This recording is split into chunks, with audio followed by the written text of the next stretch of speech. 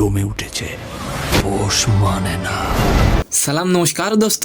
অস্ট্রেলিয়ার সিডনিতে দর্শক মাতাচ্ছে ঢাকা চলচ্চিত্রের জনপ্রিয় নায়ক সাকিব খানের তুফান সিনেমাটি বাংলাদেশের সিনেমা হলগুলোতে রীতিমতো তাণ্ডব শুরু করেছিল তুফান। আর এখন সিডনিতে তুফানের প্রতিটি শো চলছে হাউসফুল। তো কি অবস্থা, কেমন আছেন? আমি নিয়ন বায়ার গাইজ। আজকের প্রথম নিউজটি থাকবে সিডনিতে বাংলা সিনেমা রেকর্ড করতে চলেছে তুফান। এন্ড সেকেন্ড নিউজটি থাকবে 24 বছর পর আসছে গ্ল্যাডিয়েটর 2।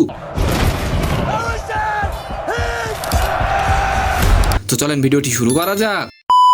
বাংলাদেশের পর তুফান সিনেমাটি বিদেশের মাটিতেও রিলিজ করা হয়। দেশের মতোই বিদেশের মাটিতেও রমরমি ব্যবসা করছে তুফান সিনেমাটি।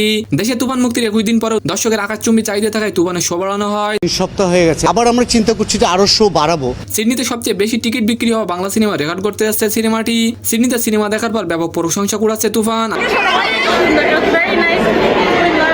আচ্ছা, আপনি যদি তুফান সিনেমাটি দেখে থাকেন অবশ্যই একটি লাইক দিয়ে যাবেন, আর যদি না দেখে থাকেন অবশ্যই একটি কমেন্ট করে যাবেন। সিডনিতে তুফান সিনেমার প্রথম কয়েকদিনে শোয় প্রায় 3,500 টিকিট বিক্রি হয়, যার ফলে অথরিটি ভাবছে প্রথম সপ্তাহে রেকর্ড করবে তুফান। আর এবার আলোচনা করবো 24 বছর পর আসছে গ্ল্যাডিয়েটর 2। 2 যুগ আগে মুক্তি পাওয়া গ্ল্যাডিয়েটর এখনো ভুলতে পারেনি অনেক সিনেমা প্রেমী। 24 বছর পর রিডলি নিয়ে আসছে সেই ছবির সিকুয়াল গ্ল্যাডিয়েটর 2। গত মঙ্গলবার রাতে সিনেমাটির ট্রেলার মুক্তি পাওয়ার পর চমকে গেছেন অনেক দর্শক। বিশেষ করে ট্রেলারে দেখানো গন্ডারের লড়াইয়ের ঝলক নিয়ে বেশি চর্চা হচ্ছে।